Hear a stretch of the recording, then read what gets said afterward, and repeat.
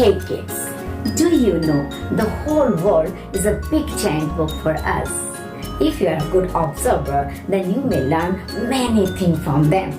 Yes, each and every creature is a teacher for us, is a topic for us. Just take any one of them and start exploring. Are you ready? I'm also ready.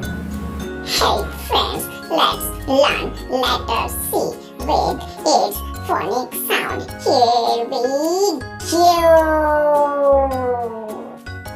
This is letter C. C is for carrot. C is for carrot. Carrot. Come on, repeat after me. C is for carrot. Carrot. So, C, carrot.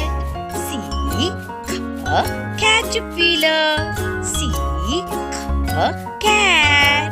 C, car. Come on, repeat after me. C is for carrot. Carrot. C is for caterpillar. Caterpillar. C is for cat. Cat. C is for car. Car.